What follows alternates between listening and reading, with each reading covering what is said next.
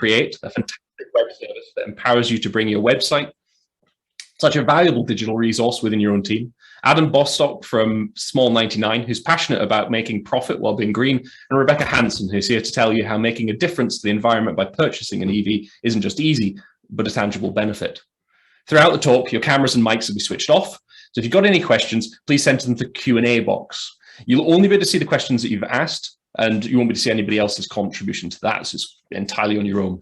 And as our speakers conclude, I'll put the most commonly asked questions with any duplicates, commonly asked questions put together and ask them. And if you have any tech issues, don't worry. We're recording the entire session and I'll share on social media after the event. We're aiming here to wrap up for 12 o'clock to 12:15, allowing for the questions. And that's me. So without having to listen to anything more from me, I'll hand over to Beck to get started this morning. Thank you very much. I'll just start sharing my screen. Just going to take over. Okay, so I'm Rebecca Kimber from Create, and we're a platform that enables you to build your own website and e-commerce store for small business owners, independent people, artists, that kind of thing. We've been around since 2001. And over the last couple of years, we've been really pushing towards a much greener mission for our business. And so I'm here to talk to you today about a really important emissions creator, which is the internet, which is obviously what we do. But, I'm here to sort of talk about how we want to change those things and what everybody can do to start making their own individual digital footprints smaller, because we need to all reduce what we're doing. I'm sure Adam and Rebecca are going to talk more about those sorts of things in a general way. So I focus particularly on the internet. So lots of people think that their computer is just their computer, and whatever's going on behind the scenes is nice and green because we call it things like the cloud, and it's anything but when you actually get down and start to look at it, because there's actually around 100 million servers running all over the globe. The biggest ones are Microsoft and Facebook and Google, the giants that we know about, where they've got a million servers each. And the largest data center, or one of the largest data centers now, is 1.3 million square feet filled with computers, which is huge. So the emissions actually has passed aviation, which is quite surprising, back in 2018, and it keeps on growing. So this is all about what we're consuming all the time, the Zoom call, watching Netflix later, doing our emails, doing our Google searches, everything that we're doing on our computers, our phones, all our different devices. You might be looking at the news on your iPad while you're doing your emails on your computer, and so the emissions that we're actually generating is quite large. In fact, I found this quote here, which I think is a little bit old, and I do need to sort of say that my stats and the things that I'm saying, they are estimates. They're people's ideas about what these things are. They're very hard to measure, but we can all be aware and clear that we are creating a lot of emissions, whether or not we know exactly whether or not it's 0.3 grams for an email or 4 grams for an email. It is, in the ranges, and so we shouldn't get too het up about it. But somebody estimated that if we drive all 31 million cars in the UK around the world once, that would be an equivalent of of our ICT emissions for the year, which is huge as a comparison. So the first thing that you really need to think about for adjusting your emissions, your own personal emissions, is switching to a renewable energy provider. And I'm sure that Adam's going to cover some of these things, but it's such an important one that I can't not mention it. Hopefully everybody is thinking about these kinds of things, and obviously it's not exactly the best time in the energy market to try to do that right now, but get it on the plan and encourage people that you work with to do it as well. So if you've got team members, offer a financial incentive to reduce their remote working footprint as well. It's not just about what you're doing at work, it's about everybody individually. And the other thing to do is to keep your tech longer, because when you're thinking about these estimates of what the carbon measurements are of things, a lot of them talk about the embodied carbon that's in something. So when we're talking about how much the emissions are for sending an email, it also includes things like how much carbon it's cost to produce your MacBook. and they percentage it down. So if you think about it, the iPhone 11, 63 kilograms, Apple's estimate of their emissions for that. And so if you can keep that for 3 years instead of 2, then you've obviously reduced your carbon footprint substantially. And it's just thinking about those kinds of things, because we're all conditioned to have the next MacBook, get the next bit of tech, buy a new phone because it's on our contract and that runs out in 18 months, so we get another one.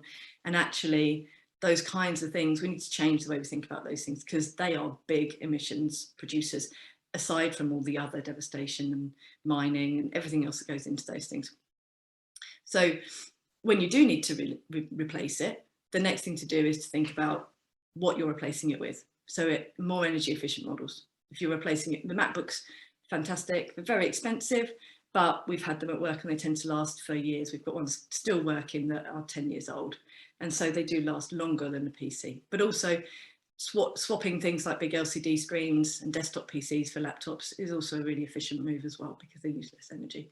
So just thinking practically, because these things, you know, they're obvious when you start to think about them, that the bigger the piece of tech you have, the more emissions it's likely to have created, because lots of it's in transportation as well. So stuff's heavy, it's going to have taken more emissions to get to you. And then the next thing to do is to think about what your suppliers, who you're using, and just get a big list of who you use online. And actually, I think you start to be really surprised about all the different services that you're using online. And look at each of them. Can you switch them?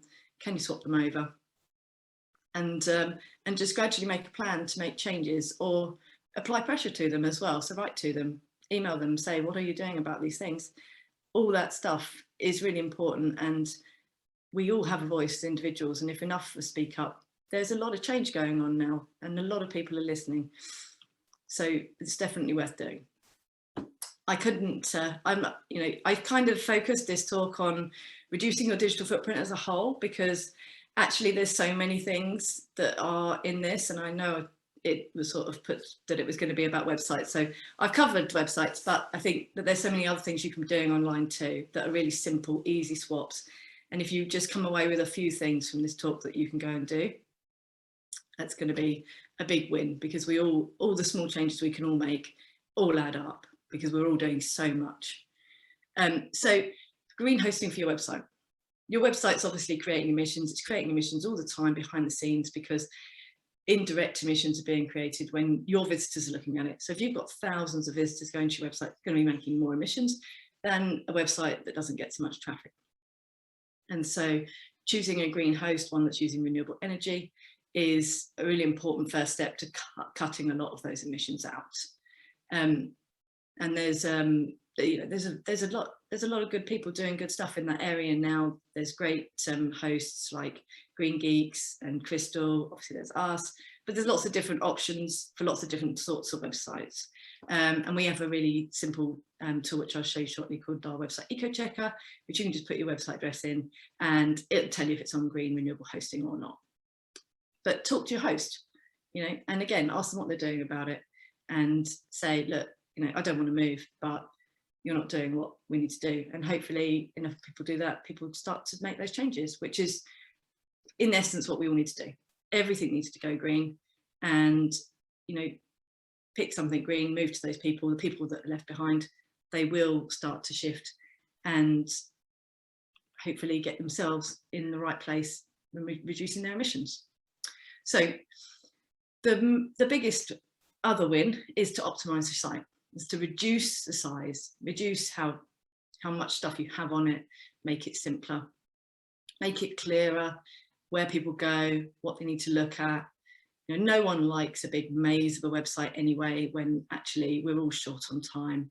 We're looking for the right information at our fingertips, fast, easy to access. And so just going and looking at your website and thinking, is it really actually clear? Am I very simply talking about what I need to display to customers, to connect with them, to get them to take the action that I want them to take? And the other really important thing about optimizing a website is that the loading speed is one of Google's ranking factors. So if you reduce the speed, if you make it faster, reduce the size of it all, you're most likely going to go up the ranks. And that's a huge win for most small businesses. it's massive. You know, everybody wants to get better at their SEO, and this is one of the ways that you can win at that, is just by optimizing it more. And I will show you how to do that in a minute. Or I'll show you one of the things you can do, so quick takeaway. So optimizing your images is like the biggest thing you can probably do on your website. It's often that people just take big images off Unsplash or other free stock photography sites, and they upload them on the website, and there's a huge image that takes ages to load, and that's being transferred 1,000 times a day for your visitor, and so it's creating a lot of emissions. And actually, if you were to put it through an optimizer, I'll show that in a minute, you can just reduce the size of those files quite surprisingly, actually, so that your site will load much faster. Making the images the size that you need, the shape that you need them. So if you've got a big portrait image and you want to have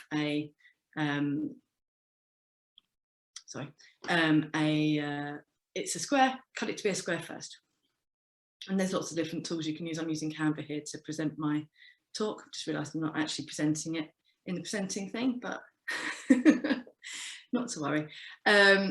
And so those kinds of things can cut down on the size and make things faster. Choosing your videos really carefully as well. Having loads of auto playing stuff that people don't get the choice as to whether or not it comes through. That's a really good way to cut down on emissions too. And YouTube's probably one of the greenest platforms if you do want to upload there. And the other thing that people don't think about is that if you've got lots of short pages of content on your website, you're probably actually sending more data than you need to, because every page that loads has to load in on the CSS, it has to load in on the top kind of like code that exists that powers the website, needs to make more server requests. So actually, if you've got a long page of, more pages of content that can go together, pop it all together in one page, because actually that's probably better for the environment than it is to have lots and lots of separate server requests going on for lots of short pages. Something you're probably not doing, but an example you can probably recognize is when you get on one of those news sites on Facebook, and it's like the top 10 something or other, and every single page you've got to click through to look at what the next number thing is, and it'll be a picture of something or other, those kind of like when your celebrities got really old, and so they'll show you them all, and you have to click through each one, and obviously it's completely surrounded by ads as well. It's really hugely bad for the environment from the point of view of what they're serving. So here we go. So optimizing it. So I'm going to show you really quickly how we can optimize it, because I think I've started a little bit ahead of time, so that's good. So I might have a little bit of extra time to show you. So there's a few different tools that you can use to optimize your website and find out, because that's what you need to do. You need to find out where the things are that are a problem. And I'm going to use a website that we've built called the Million Tree Pledge, which is something we're part of at Create. It's about it's about basically drawing down carbon emissions, and not in the way that we're using it for net zero, but in the way that we're actually using it for restoration.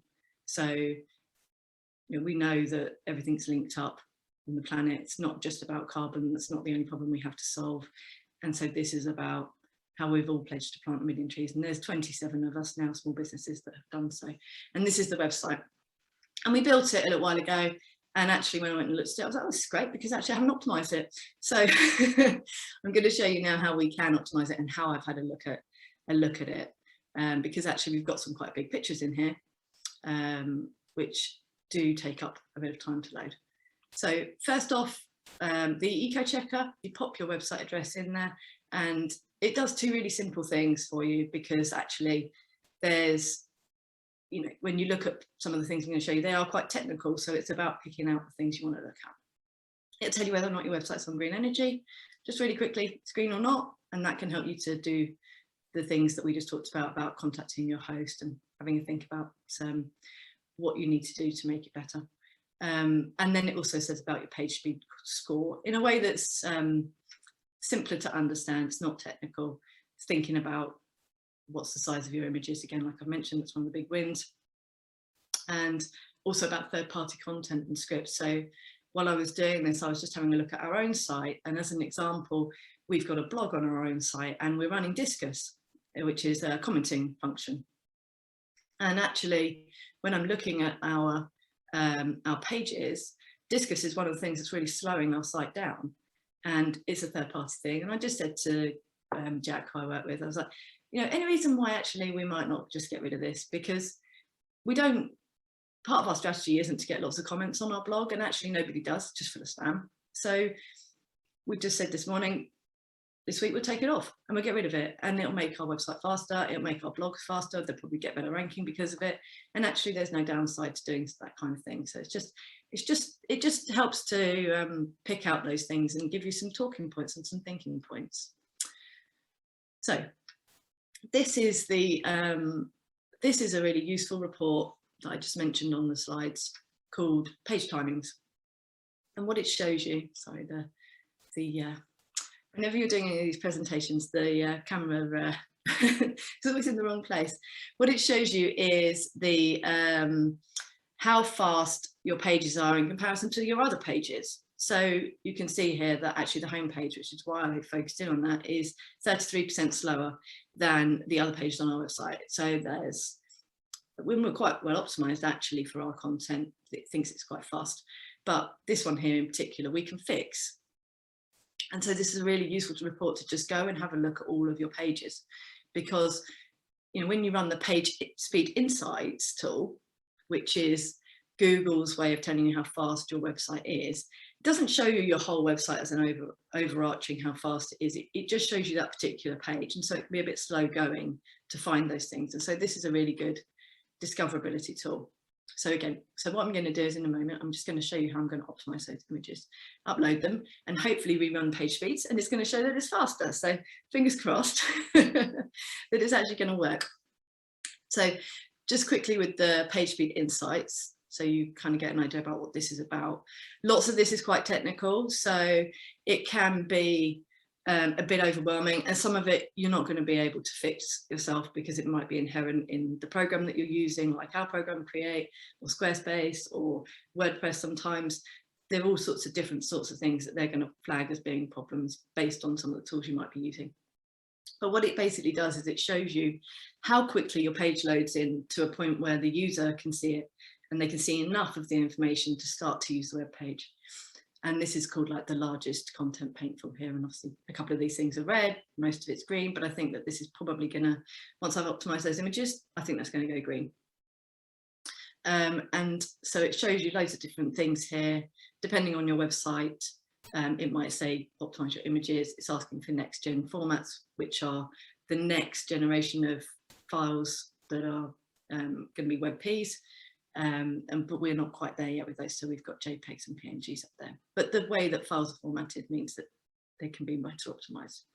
And there's lots of other things here, but I won't go into those because there are some quick wins. And you know, the main thing about what I want you to take away from this is that get those quick wins done, because the quick don't hold up with worrying about what all the other bits and pieces are. Get the quick wins, then come back, do some more, look at some more, but do it in parts so that you can make a big difference quite quickly, and images is one of the ways that you can do that. So these links are all in the slides, and I'll send them to round afterwards. This is a really useful tool for looking at your images, which is the thing that we're doing. And it's showing me that my current images are actually 5 megabytes, and it's showing me that I've got lots of optimization and compression potential in these images here. So I used another tool called the image compressor, and it's basically, I've set it here to configure it to about quality 70, and you can see that actually there's no real difference in my picture at all, and I can download it. I can make it more than that, but these are the kind of compressions that it's giving me. And so you just basically upload all your images in here. It does it all for you, set the qualities, and download them and re-upload them on your website, which is the next thing I'm just going to do. So I've already uploaded them here, and I'm just really quickly going to go onto that page. There we go. I'm going to upload them onto the page itself, and I'm going to publish it. And then hopefully when we go back and do the page insights, we're going to see that we've improved our score. And that's how quick, you know, you can do those things on some of the pages that are big, and you will see, you know, fairly quick It's going to be a bit slow because we're doing everything.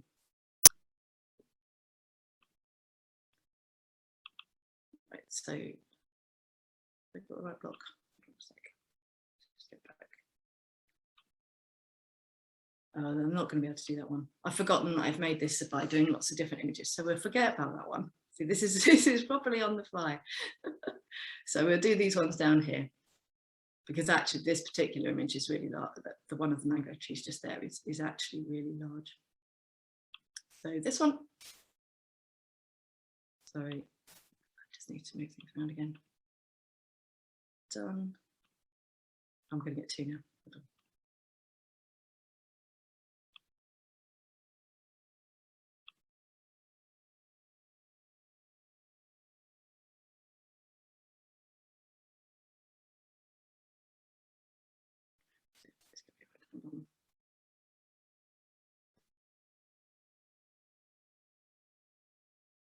Attention. Hold on.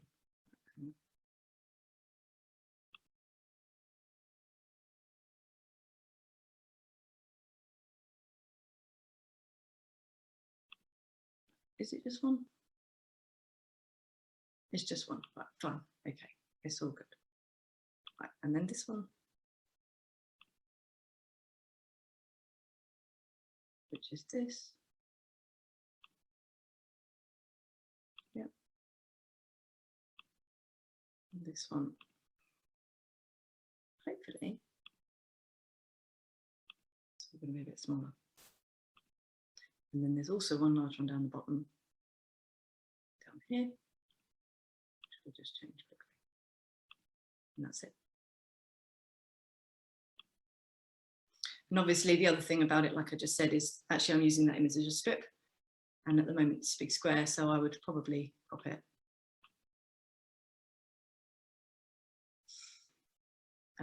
Right, okay, save.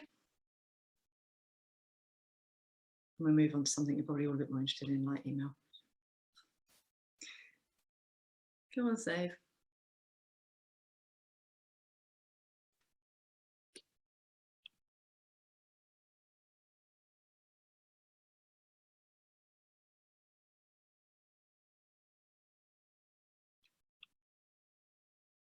Well, that's going to be good, isn't it? Right. Okay, maybe it's going to save.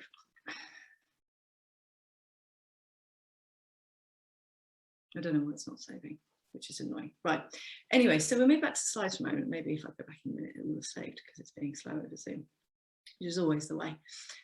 So these are those 4 tools that I've just used, and you've seen how easy it is to just basically optimize those images, get them uploaded. If you're using WordPress, quite easy to switch it. If you're using Squarespace, those kinds of things, in a similar way to that, which I've just done, and just change them, publish, and you'll see instant lift in the size of your website, and that's really, you know, a big win. So the other things to think about are emails. You know, we send inordinate amounts of emails all around the world every day, loads and loads and loads of them, lots and lots of spam as well, which would be fantastic for the environment if it didn't happen anymore, but it's unlikely that that's going to change. So, you know, something to think about is, if we all sent one less email a day, we'd save something like 10,000 grams of carbon, which is the equivalent of quite a few big long haul flights. And, you know, there's probably times when we're sending emails unnecessarily. Text messages is actually a much better way to communicate with each other for the environment, but probably might be seen to be a bit odd. But you never know, we might see a shift in the way that we use technology. But the main thing that we can do, because emails are all on our servers everywhere being stored, is delete them if we don't actually need them. You know, a number of times you go and you look at somebody's email and they've got 20,000 unread emails that they never looked at because loads of it's junk. And really the best thing to do for the environment would be to delete it all and unsubscribe from pretty much everything. Obviously you don't ever need to get, but because they just sort of pop in and they're fairly innocuous, we don't think about them. But that's one of the things that where we can make a difference, you know. And again, deleting things that we just don't need, because my inbox, you know, I've been terrible for it in the past. I've got an enormous inbox with 20 years worth of emails in it.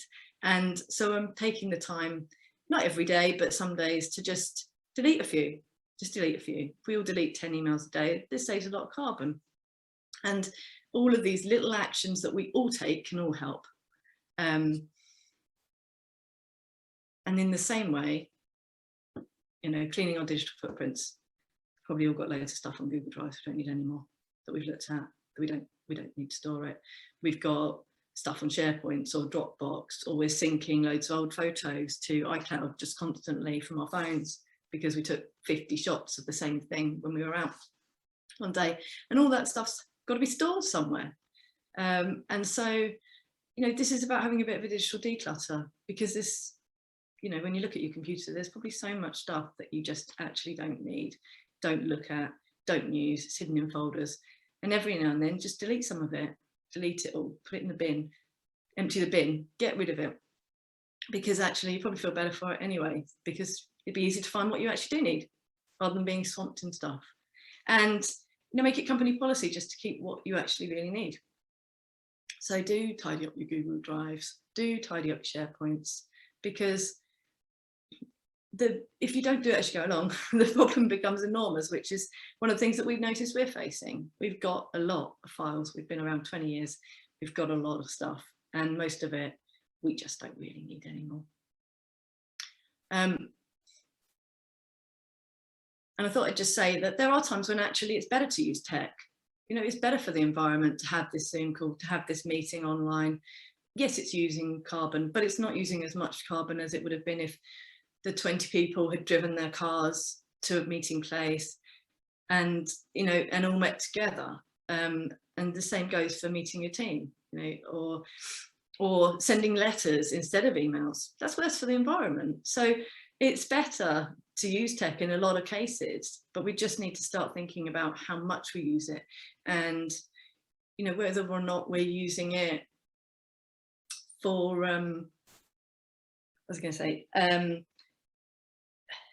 whether we're just wasting our time on it.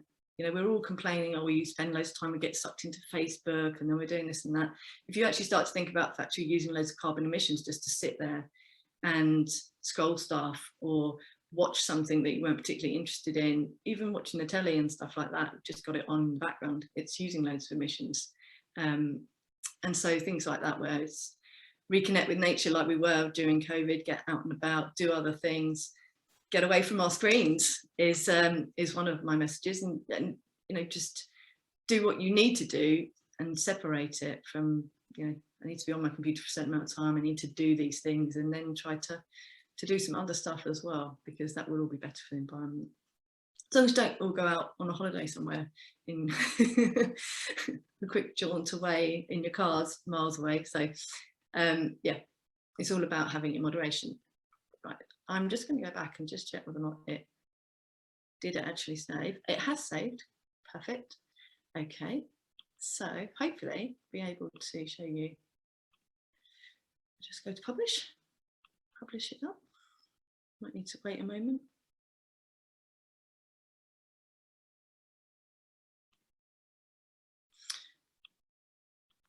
I don't know whether or not it will have done it straight away. Sometimes it can take a minute. So let me just analyze it. Fingers crossed it's going to be better than the 83 that it was.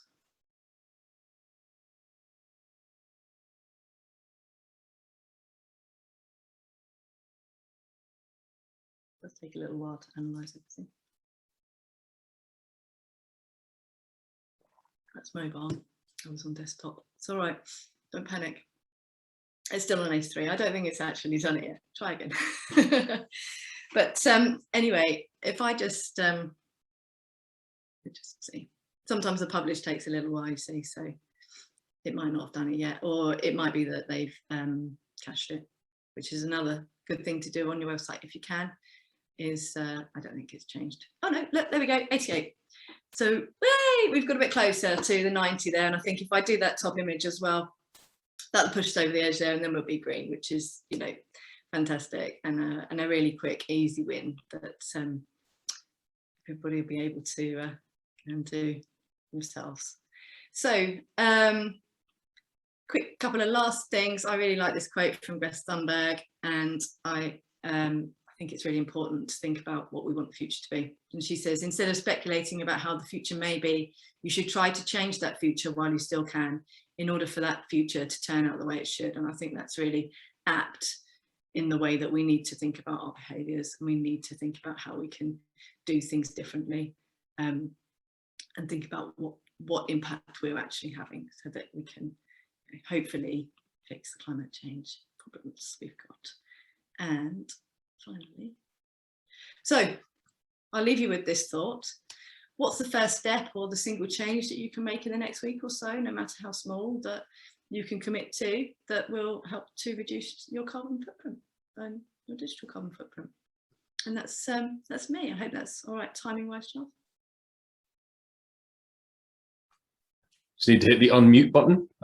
So I'm back. No, that's perfect. And thank you very much. Got a few questions off the back of that.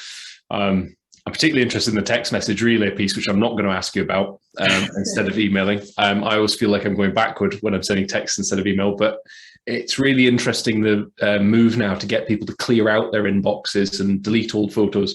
From a data security point of view, from my professional perspective, also makes a great deal of sense. Don't have a lot of data that you just don't know about sitting around, and you're doing good for your business and everybody if you're getting rid of it. You also don't obviously have to pay to store it either. There's a lot of businesses eventually will get to a point where they're paying. So questions.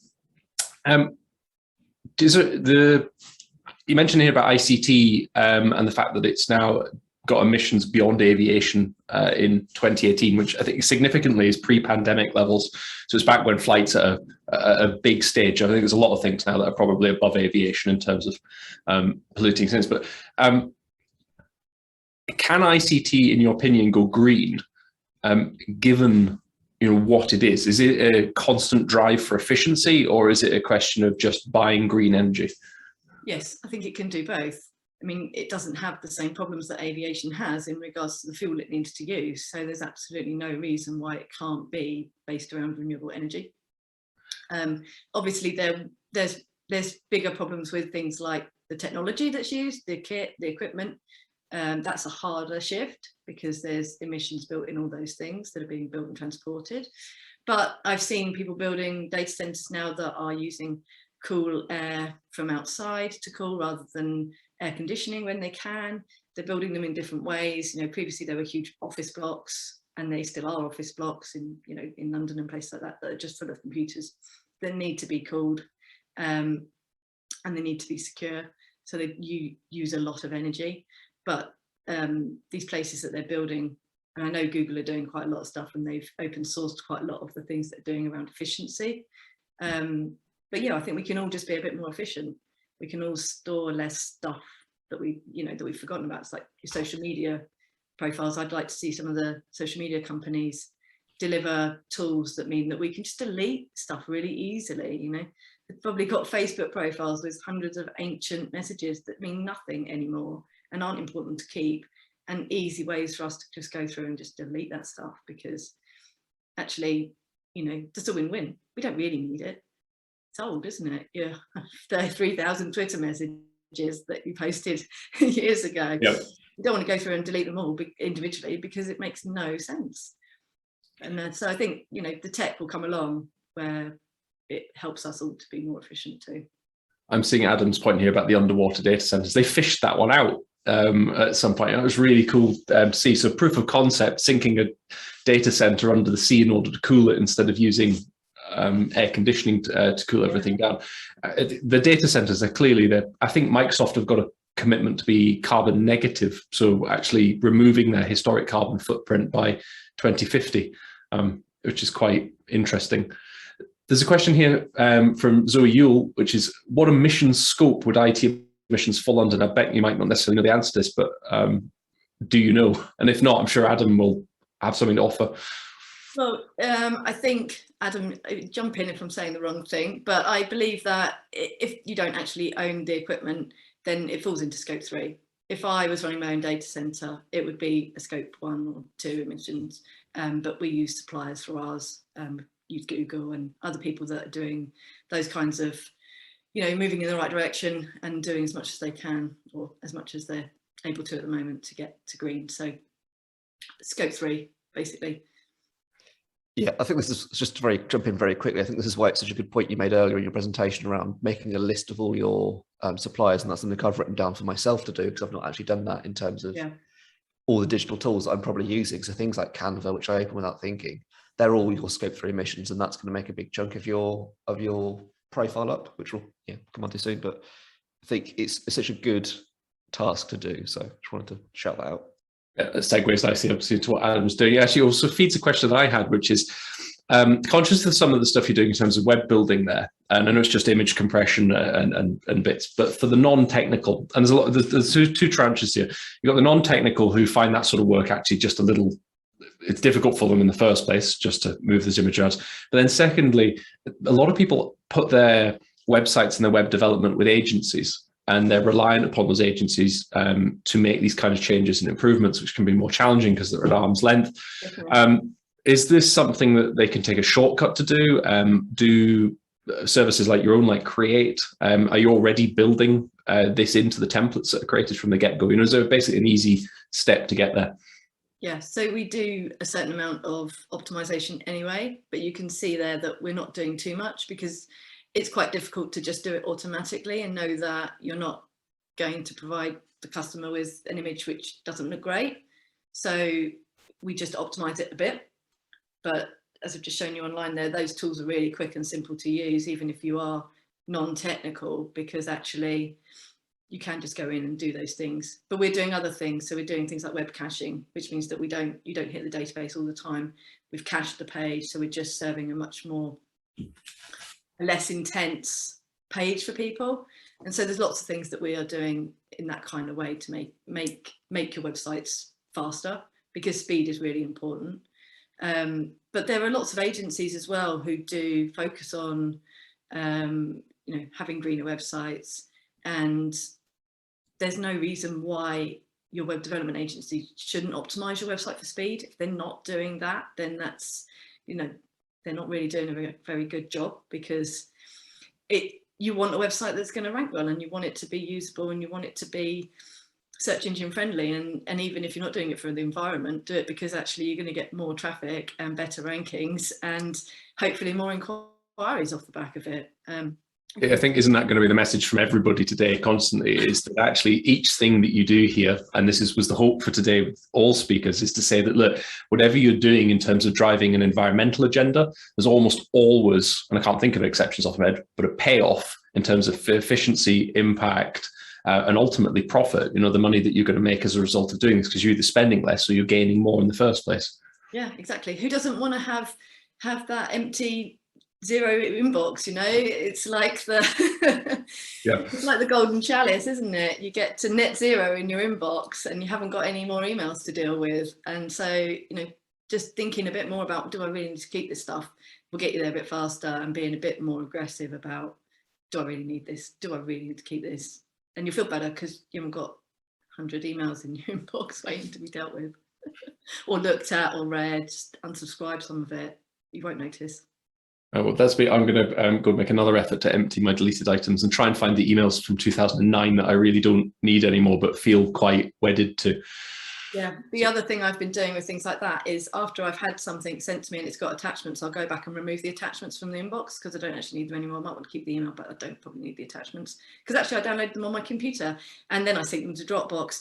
And, and by the time I've done all those things, there's lots of extra emissions there. So I don't need to keep them in my email too.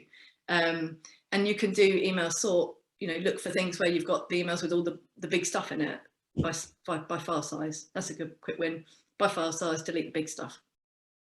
You reduce the size. And this is really relevant to anybody out there who has an on-site server still, because you will eventually run out of hard disk space. And again, these are good housekeeping tips, as well as reducing your impact, reducing your energy consumption. I can append to this. We did once have a client who we brought on, and the benefit of moving to a green outsourced server was covered by their energy consumption running air conditioning for their server room. So simply switching off the AC was enough to cover the cost of moving somewhere else. And it's that kind of efficiency that we see everywhere. Yeah. Can I jump in very quickly? Sorry, just on Adam, you're up next. I'm gonna, like, if Beck's on a roll, I'm gonna segue nicely into your presentation here. Oh, brilliant. It's just on the SEO point and on that e-commerce, on the conversion point, because I think it's a really good one with the images. So in my past, where I was looking a lot at agencies who are building e-commerce sites, and the amount of times we'd see the landing page loading with like a 6 megabyte photo that's just slowing the website down, and that means they're making less money because less people are on mobile trying to load the website, going, oh, it's a blank screen, it's not loading, and then running away. So those that Lighthouse dashboard was kind of a heart back to my old days, as it were, of going through websites and being like, why are we loading all these images? Please, just as an agency, you need to be more aware of this. And I would recommend people do put pressure on their web development agencies to be like, what are you doing on this front? Where is your environmental policy? So yeah, mostly because it's going to make you more money. So if this is exactly what I was hoping for this morning. Beck, genuinely, thank you so much for the presentation. no problem. I love some of the stats in there. I hope that there's plenty of people who have follow-on questions for you. We will share the slides, obviously, from each of the speakers as we get to the end of the day. And just keep the questions coming, because I'm sure all the panelists will have something to contribute to any questions that's asked for anybody, and fire them through. There's a lot to be had out of asking a good, any question, actually. On that, Adam, shall we hand over to you? Brilliant. Thank you very much. Yes. Thank you very much for offering the chance to speak here. Very excited to get stuck in. Let's go for this one and hope it is the right screen. Can I get a wave or a nod from people to say that they can see a big blue screen with the right things? Excellent, good, thank you. Yeah, so slightly different tack from what Beck was talking about. We're going to do a real kind of top level crash course here in net zero and what it means for your business. So what is net zero? What does it mean? And then also, what does it mean for your business in terms of opportunity, threat, and all the good stuff? So just very quickly on who Small 99 are. So we're here to try and guide businesses to net zero. So we focus mostly on small companies. The reason being that 99% of the economy in the UK has less than 49 employees, and 96% of businesses in the UK have less than 9 employees. And that's around 6 million businesses. So there's a huge amount of the economy out there who are full of businesses like yours who are struggling to achieve net zero, and we're really here to help you. And our target is to get 1 million businesses to net zero by 2025. The benefit of small businesses is you can move really quickly and you can make change happen. And as Beck's highlighted, there are some really simple tasks that you can go away today and do. And therefore, talking about 2030, 2050 targets is mostly complete nonsense. So what is net zero? Before we get stuck in, let's just understand what we're talking about when we're discussing net zero. So really, it is the balance between greenhouse gas emissions and the emissions that you are generating and you're putting out. So if you're driving to work, that's going to create emissions, and therefore you need to balance that out somehow with offsetting, such as the Million Tree Pledge, where you're going far beyond that and planting trees and doing restorative activities. Another way to think about it is that spend and savings. So there is a balance there, and that's what net zero is about. And that's why net zero is also different to some of these other terms that we come around, which I'll go on to later. And most importantly, is that it is all of your greenhouse gas emissions. So we might talk about carbon emissions, but often what we should be talking about when we may mention carbon is methane, nitrous oxide, CO2, and there's some others as well that are all wrapped up in that problem. There isn't really an official definition of net zero yet, and we're hoping that will come through COP26. The Science Based Target Initiative, which are an organisation that do a lot of work in the sector, are producing a new set of guidance, I think in 2 days' time. On Thursday, they're announcing that. And what we'd like to see there is a reduction of 90% emissions. But we'll, again, come on to that in a minute. Very quickly, in terms of the scopes, and a great question from Zoe around scope 3 earlier, is how is net zero measured? So we've got scope 1 emissions, which tend to be your created. So imagine the tailpipe emissions from your vehicle. Scope 2 emissions are consumed. So that is typically your electricity supply as a small business. It can get more complicated than that, but let's keep it simple for now.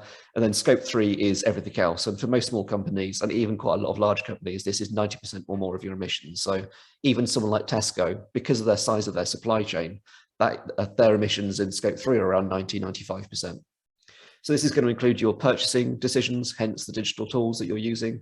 It's going to include the downstream and the disposal of any products that you're producing. And it's also going to include any other just general business activity that you're doing, such as the waste that you're producing, the website hosting, consumables such as pens, paper that you're printing out, the products and how they're disposed. It's a whole bundle of things in terms of scope 3.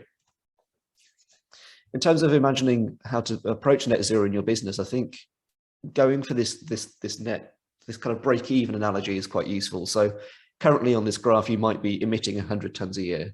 Now, to achieve net zero, and this slide's been updated based on the Science-Based Targets initiatives that's coming out probably on Thursday, which is around, to achieve net zero, you need to demonstrate 90% reductions, which we're not sure if that is going to be true yet. That's what they're saying.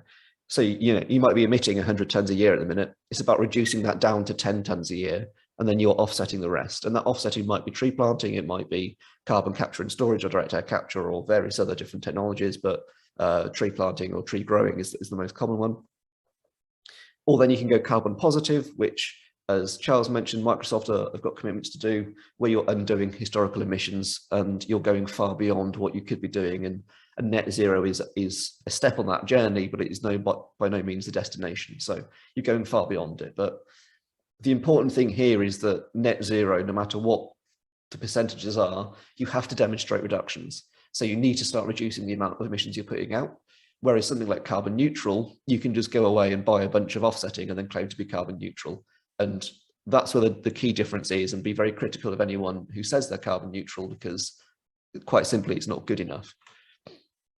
Just before we come on to that, so carbon offsetting and what that is, mentioned it already. So this is where you'll typically buy a ton of CO2 as a credit from a company, and they will then use that to invest in mitigation activities, such as tree planting, restoration, direct air capture, peatland restoration, rewilding, quite a lot of that happening in the UK at the minute. It can be international and local, so it's always a good idea to invest in things like mangrove projects abroad, which again Beck alluded to, but also doing some local stuff. So there's like Trees for Cities, which do a lot of local work, or Trees for Life, which are doing a lot of rewilding stuff in the Highlands. The idea being that then over time, that credit that you've spent will grow as a tree and absorb CO2 equivalent to the amount that you've purchased. And therefore it's very easy and cheap to do, because it's normally, we're not talking huge figures here in terms of money. However, there are some limitations with carbon offsetting, and this is why net zero is all about reduction, because carbon offsetting isn't always going to be additional. We don't necessarily know that those trees are going to be planted without the money that you've put into it. And it's quite difficult to verify that impact. So there's a question there of what if that tree doesn't grow and you get 20 years down the line and it turns out that forest that you've bought doesn't exist because of wildfire, because of flooding, because the trees weren't the right type, or whatever it may be. There's a lot of complications there, and there's a lot of reasons why. There's a lot of work going into verifying that in a minute, and some cool startups doing satellite tech stuff as well, but it's a separate tangent we'll go on to later. But the point being here that reduction is always the best thing to do, because it's much easier not to do the damage than it is to try and repair the damage. So it's like going out and breaking your car windscreen. Like, it's much easier not to break the car windscreen in the first place than it is to try and get it replaced, right? So just don't do the damage in the first place. Just don't rely on carbon offsetting as something to assuage your guilt and to get out of it. And someone, I can't remember who it was, but they mentioned it was the trade of indulgences, which I really like, because it's quite often seen as a rich person's thing to do, where you can still take those flights, tick the little box that says for £5 a month, I'll offset my impact. And that's not really good enough, because it's not permission to keep doing what you're doing. You need to be doing offset reduction activity as well. So in terms of how do you then reduce your emissions and start demonstrating that reduction, start measuring that impact so you can start reducing it. There are three key ways, I think, with measuring your carbon impact or your carbon footprint for businesses, which have all got slightly different benefits. So there's the broad industry approaches, and that's sort of where Small 99 sits, is that we will give you broad industry knowledge that is best case scenario and things that you should be doing. And we'll answer some basic questions, which aren't going to be measuring you with data, but just as taking common knowledge and applying it to your business, which might get you to a 40% accuracy of what your carbon emissions are. There's other tools that then are spend-based or accounts-based. So they'll take your accounts package data and go, well, you're spending £500 a month on A4 paper. We know that A4 paper has a carbon footprint of 10 grams of CO2, whatever it might be. And then they can do the maths based on that and multiply it to find those trends and just get a rough idea of where your money's going and how that might be impacting it. And that will get you to around 70% accuracy. And finally, the most accurate, but the most expensive and the most time costly one is activity-based, where you will be going in and having a consultant come into your business and pull your business apart and really understand what you're doing, what a day in the life of your business looks like, where your suppliers are, who you're where you're kind of trading from and where your emissions are coming from. And that is the only thing that's going to get you that real assessment of where your emissions actually are, and it's going to be accurate. But it does take a lot of time, and that's where the previous methods are still quite useful, because your accounts-based package might get you a lot of data very quickly and give you some quick wins to start working on while you're waiting for the person to do the activity-based method that's going to take 6 months or more. So I like to see it as a bit of a timeline where there is no wrong answer or kind of right answer. It is a journey. So you're probably at the start of this where you don't really have an idea of your carbon emissions at the minute.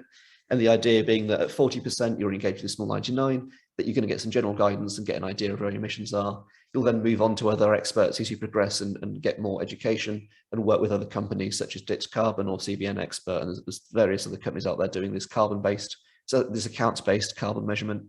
Before then you move on, and eventually you will hire a consultant to come in because you understand the value and you understand what they're going to do, and that is going to be a bit more money. And then the 100% figure, I think we're still a few decades away from, probably because it's so difficult to get completely accurate, bulletproof, watertight measurements.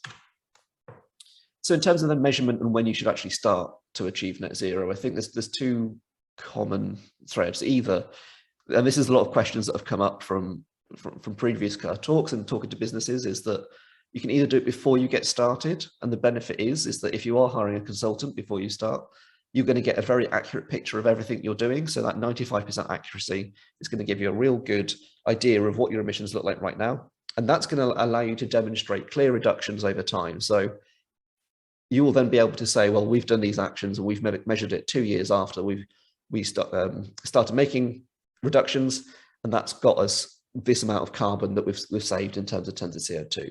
And that can be helpful for motivation, because your reductions then look a lot bigger because you've started from a higher point in your emissions. The downside of it is that it will delay you by quite a lot. Typically, getting that entirely accurate measurement is going to take you 6 months or more because of the amount of data they have to gather from your business and ask you all the questions. So the alternative and the method that I think I certainly advocate is just start. Don't try and measure it necessarily right now. It is a journey that you're going to come to at some point. Just get stuck in, start making reductions. The downsides being you don't get a breakdown of your progress that's quite as clear, but it is going to be more cost effective. It's going to be less expensive for you to start. Once you start realizing how easy it is to reduce and change your mindset, you're more likely to keep momentum. And it means that you're not spending 6 months where you're generating emissions now, because quite frankly, we don't have the time to be doing that. So another common question with net zero is it going to cost you money? And the way that I tackle this is that it's really about investment and not cost, because as we've discussed, and some of the things that Bex mentioned already, a lot of the improvements towards net zero are going to actually save you money. And this is about building a business that is more resilient for the future, both from a supply chain point of view with a lot of net zero, because we've seen with COVID and Brexit and various other things that the supply chains we're working with are incredibly kind of fragile at the minute. Chip shortages and gas prices and all that stuff, all of that could be, if we were in a net zero world, we would be protected a little bit and buffered from those externalities. And a lot of net zero is just a better way to do business, because it means reducing the waste in your business, which means reducing costs, which then means you're going to have more profit. It's very simple, really. So there's also an opportunity here around services and products that are coming through, circular economy being a massive sector that is growing, and the rewilding one as well. There's a lot of jobs that are coming through that wouldn't have existed 5-10 years ago. So there's going to be new opportunities as the demand changes here. If you want more information on this, I have done an hour-long talk around all this called How to Profit from Net Zero. If you Google it, that should come up. Not to promote too much, but there we are. So where do you actually get started with net zero and start? What's the first thing you should do? And I think the first thing you should do is reduce and don't replace. And that sounds incredibly simple, but reduction really is the key. And this comes from a point that is quite frustrating, where I've spoken to a few business owners that ran shops, and they were always like, well, we're going to swap out all of our plastic bags for tote bags. because it's not plastic, therefore it must be carbon free and it's much better for the environment. And we'll come on to why that isn't the case on the next slide, but plastic free isn't carbon free. Plastic is actually quite a good material. It's very light. It's very easy to transport stuff. That's why it is used so much. And the carbon footprint of plastic is relatively minimal. It's not really a kind of carbon problem. It's a litter problem. Reducing your usage overall is always the best option here. Your existing behaviors over high consumption of plastic and then just swapping that out for something that's recyclable is probably going to increase your carbon footprint, if anything. And really you need to be looking at that behavior and going, do we need this plastic at all? The alternatives to plastic and to various materials are going to produce carbon just in the manufacture and management of them. And it's never going to be as neat as it looks. So just to take a plastic bag as an example here, and which one's best? The answer is the best bag is one that already exists. You don't need to create new ones. So if you look at a tote bag, a cotton tote bag, you're looking at around 230 grams of CO2e for that bag, sorry. A paper bag is around 12 grams. A plastic bag is around 3 grams. So as I say, it's quite a light material. It's very easy to produce. It's very thin in terms of the structural strength of it. So it is quite minimal in terms of its carbon impact compared to a cotton bag, which is far more intensive and far heavier to produce and transport around. And therefore it has a carbon footprint of, trying to do very quick maths in my head here, of like 80 times what it needs to be. And the alternative is just to use the bag that already exists and go, rather than try and swap all of our bags out for paper ones, we're going to implement a bring your own bag policy where people just have to bring their own rucksacks. And maybe we do have some bags as a charge, but they're going to be quite expensive to change the behavior of our customers as well as us as a business. So just think about reducing rather than trying to replace it with something that looks eco.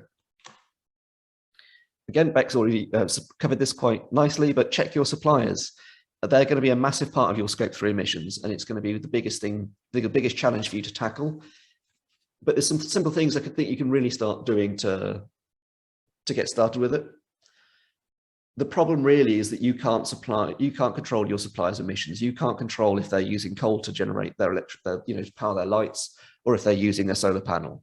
Therefore, you have to control your response to that and go, well, can we find better suppliers who are actually doing good stuff? The way to check that is just ask clients if they've got an environmental policy.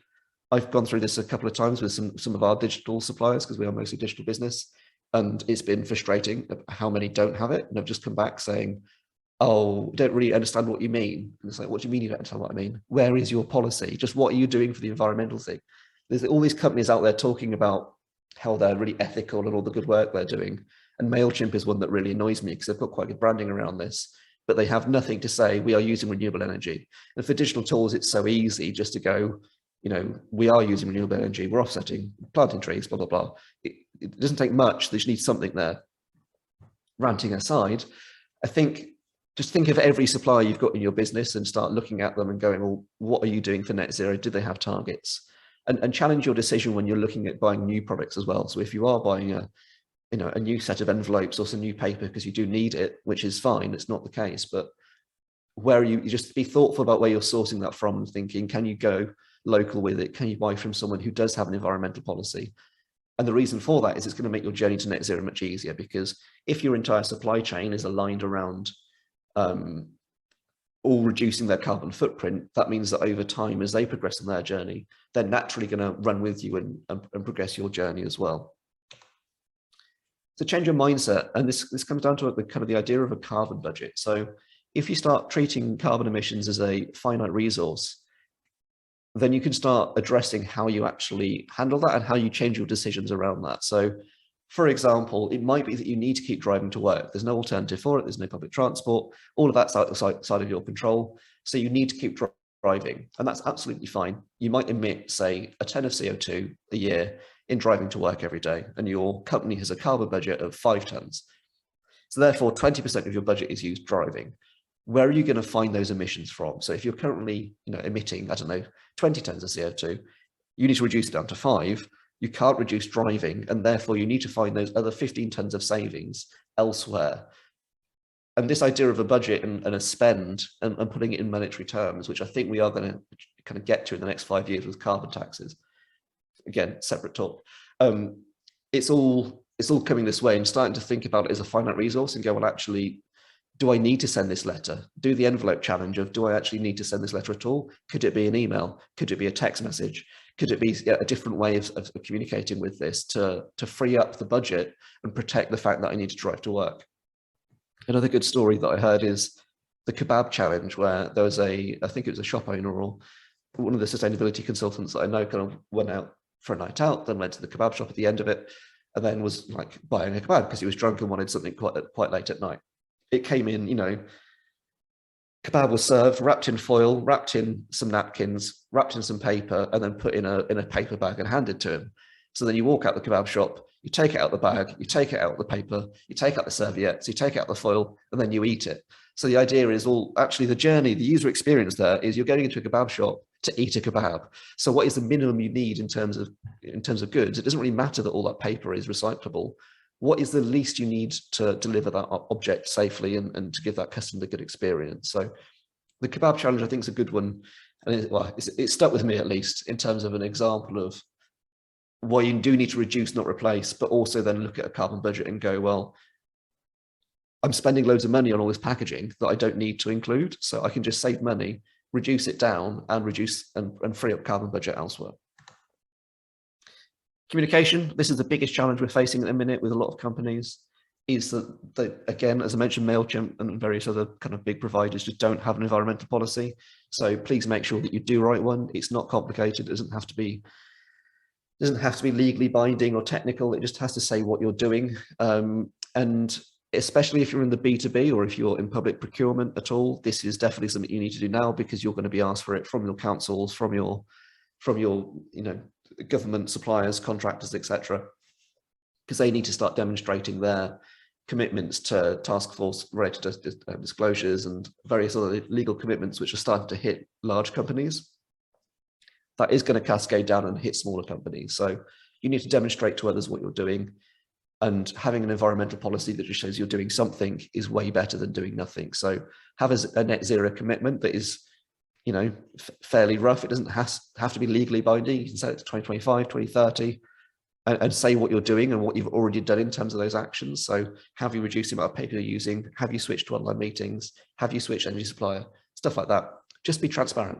And also don't be perfect, because no one is net zero at the minute. There are very few companies in the UK that are actually committed and fully demonstrating they are net zero to a standard that would kind of really hold up. So don't think you have to be net zero before you can start talking about this. You need to start talking about this because you are on your journey to net zero. That's more important, is that you are doing stuff and that you're starting to kind of have momentum and start moving. Just very quickly before I round off, there's going to be some myth busting around net zero. So I'm just going to fly through some of these and try and knock down some of the preconceptions. So one is that a lot of small business owners say, can you make a difference? What's the point of me doing it when there's Tesco's out there who are, you know, they're wrapping everything in plastic? The answer is Tesco's. You're supplying Tesco's. There are, you know, it's a small business network out there that will be supplying that plastic packaging, the carrots in plastic to Tesco's. That, you know, they don't own their entire supply chain. So there are 6 million businesses that are small in the UK, which is 99% of the businesses in the UK. And therefore you need to start aligning your value chains with what these larger companies want, because as I mentioned, those corporations are starting to be legally held account to the climate risk which they are doing. So there's the Task Force for Climate Related Disclosures, which I mentioned, which is about a large organization looking forward the next 20, 30 years and going, what is their risk profile financially to climate change? And then also there's the recently announced sustainability disclosure requirements, which goes beyond and says what is the large companies' contributions to those climate change, which is far more compelling. And I think people like Tesco's, who are leading the way on this, are going, well, actually we are contributing to climate change, therefore we are contributing to the very damage of our own supply chain and our financial success and future. And COVID and Brexit has highlighted risks within those supply chains. Scope 3 emissions are everyone's problem. You're part of that solution. So this will be the solution, not the problem with those Scope 3. And you can move very quickly as a small business. So you need to really get on with it and rattle through it. And you can move enviously, and whatever that word is, quickly.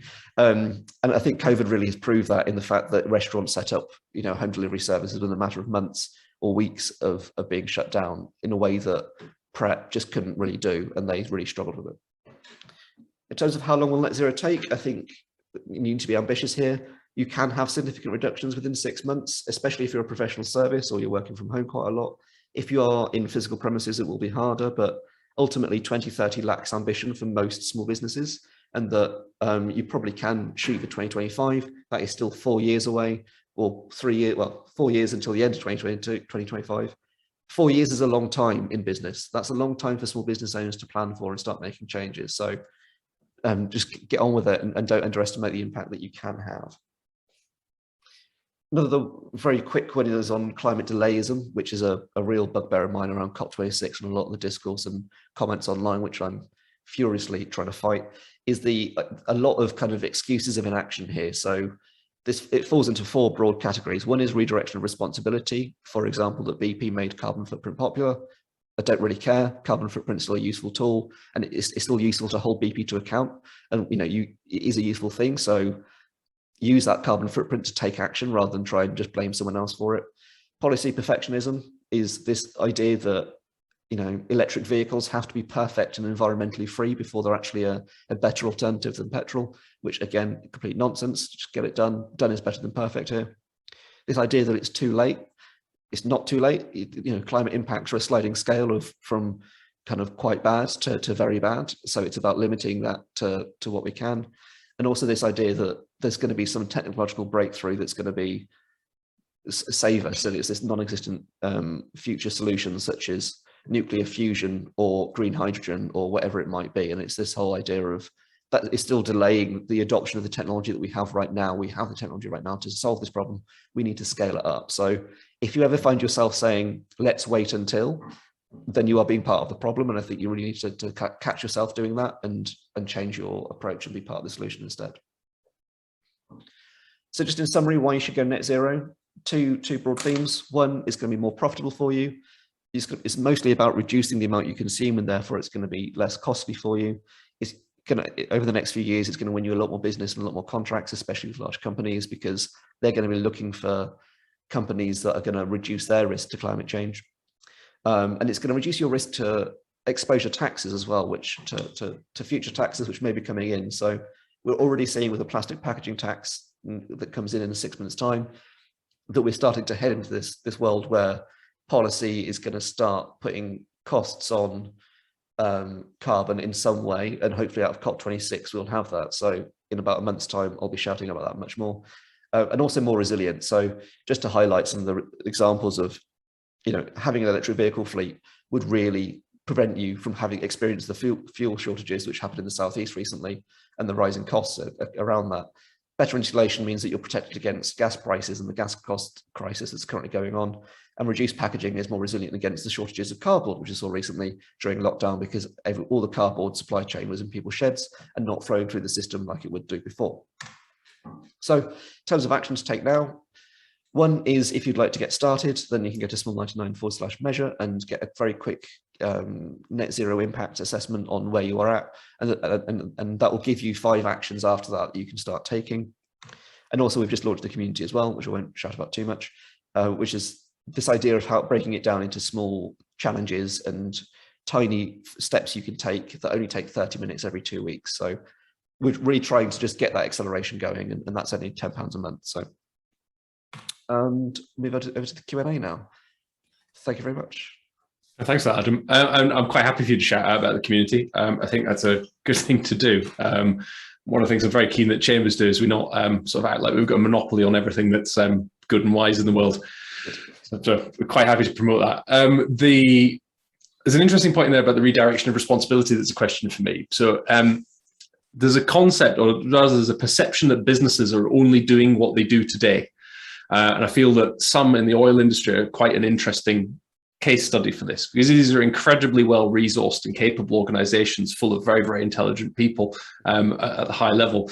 And they're probably best placed, as they know that the kind of long term for their industry is, it's on the way out, to make really meaningful change as they go.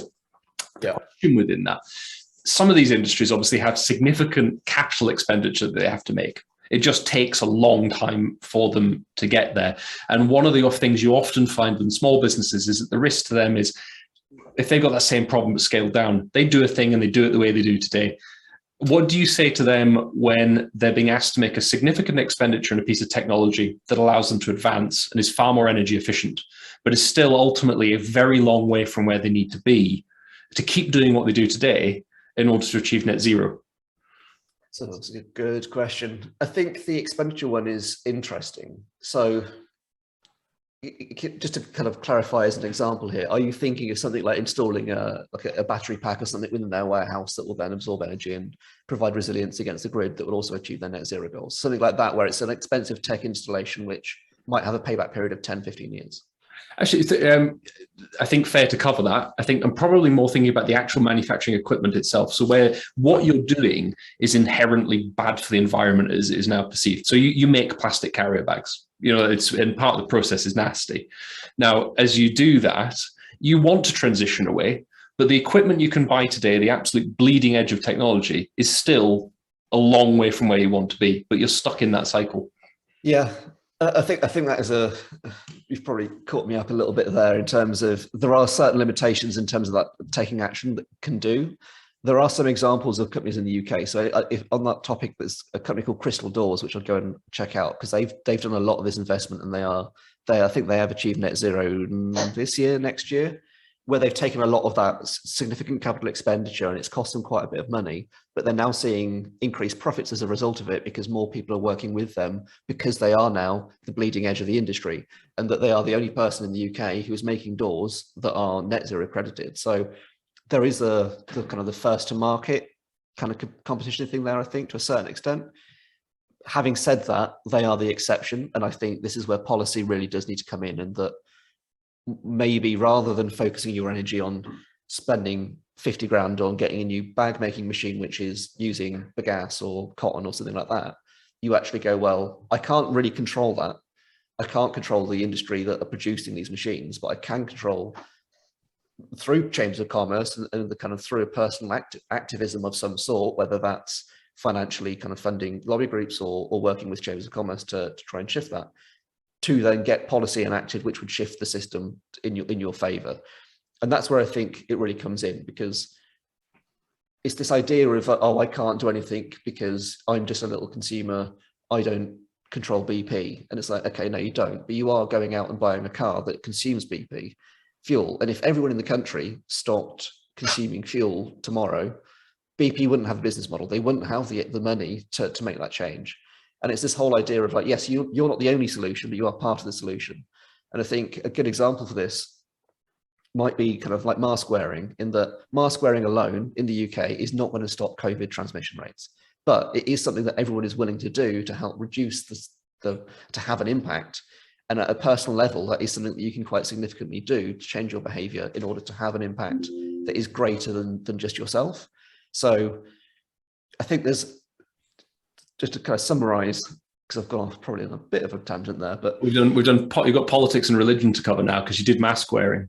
Yeah, I know. Well, I think the politics one I'm happy to tackle. The religion I'll leave for someone else. But I think politically, I think that is where the chambers do come in. So I will actually tackle that one, because chambers do have a representation. They do actually have quite a bit of power as a collective of people to go to local policymakers and councils and local governments, especially in Scotland, where the SNP do have quite a strong hold in Scotland, and therefore they are in a position of power to be influenced, and then that would translate into action in kind of domestically. There is then the whole independence argument, which I won't go into, but I thought I'd throw it in there. So I think there is this idea of you can't necessarily respond to the fact that that bag making machine is incredibly expensive, but you can control how you respond to that. And you can either go, oh, well, that's a bit annoying, I won't do anything. Or you can go, well, let's go to my other local manufacturing companies in Scotland or wherever in the local area. Are they facing the same problem? And if so, let's club together. And maybe we can then go to a new manufacturing person and get a different machine made. Or maybe we can try and get the policy changed to put us in a more advantageous position. Because that's ultimately what the oil and gas industry have done over the past 20 years, is make the policy framework work for them. So it's about undoing it. End of TED Talk. The question that I have then within that, there's two pieces of the thread that always come to mind. I think for most people when they talk about this, and it's the split in consumer demand versus regulation sort of pushing it. So you have an issue here, which is that businesses are fulfilling what people want to buy from them, and they've got to pivot around that. You talk in your carbon budgeting about, you can keep your car, but you've got to make the offset somewhere else.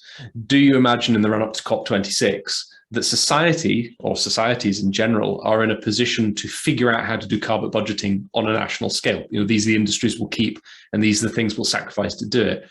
And then if you're doing that, if you're a business sort of in the bottom of that, trying to keep the whole thing going and keep your business running at the same time, second question is, how much do you value the positive PR associated with the business making those efforts? Okay, so the first one, I think carbon budgets, are we there yet? I'd say no. I think we're still there. There's a lot of time to go with the data collecting in terms of carbon emissions that just isn't there, and it's coming, but the infrastructure around collecting how much impact emissions are having isn't there yet, but that will only come. So the more people measure, the more people will have data, and the more it kind of solves itself. So I think carbon budgets at the minute, it's a mental model to think about things. It's not a practical physical model where you can maybe say at a national level, where do we make these cuts or anything like that? Or at least not in scope 3. In scope 1 and 2, it's quite easy to measure because we know that transport in the UK is around 35% of our domestic emissions, but we don't know how much that is in terms of the UK's consumed emissions from everything we're buying from China. Again, separate thing. And the second point, sorry, remind me what the second question was very quickly. So there's a greenwashing.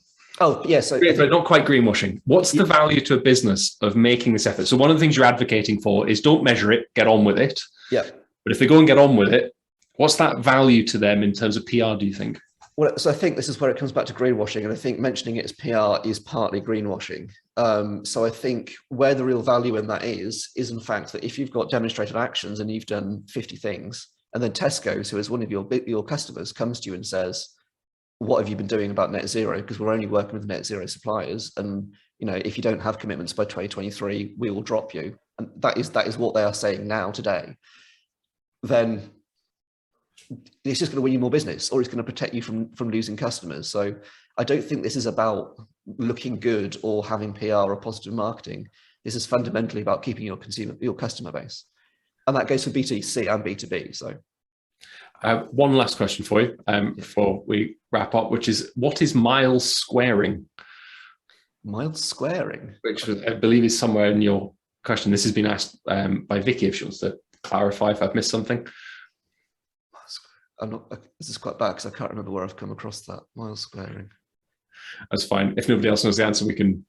If you chuck it in chat, and then I'll try and think about where I've mentioned it in the things. Yeah, sure. I'll find it afterwards, and then we'll come back to it. Adam, as always, thank you so much. An absolute sort of wealth of knowledge, a bit all over the place. And you've made my week because you managed to get a sweary word, as somebody put it to me last week, into a slide in your deck. Yes. Yeah, no, I'm always kind of approaching. There's a really good talk I went to a few years ago that's always stuck with me, and it was, I don't know if you know, Malcolm Tucker-esque from the thick of it. It was basically just a guy shouting about Google for half an hour on stage and swearing a lot, and it really stuck with me. So I feel like we shouldn't shy away from swearing and being angry in presentations, because this is a good thing to get angry about, right? And I'm going to be diplomatic or politic about that, and I'll move on. Yeah, exactly. So thank you again. Obviously, next up is Rebecca. Rebecca, I'll just hand straight over to you.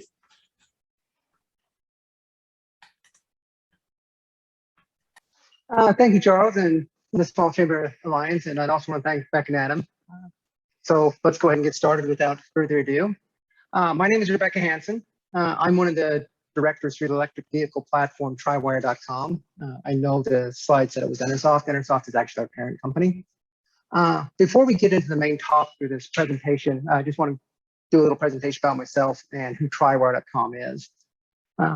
As you might have guessed, I'm not from Scotland. I'm actually from the United States.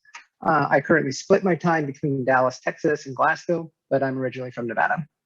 I have 2 engineering degrees from the University of California, Berkeley. I've got one in chemical engineering and the other one in material science engineering. I've been involved with sustainability and the cyclic economy for more than 40 years. And with the majority of those efforts actually being driven by improving profitability, not driven by my true concern for the environment, not driven by regulation, but driven by my positions to help companies improve their profitability. And I'll go over some specific examples of that here in just a little bit. I'm glad everybody mentioned the evil oil companies. That's actually where I started my career. I started my career with Mobil Oil in California in the early 90s. But then I moved from chemical engineering to the IT industry. I've been in the IT industry then for about 25 years.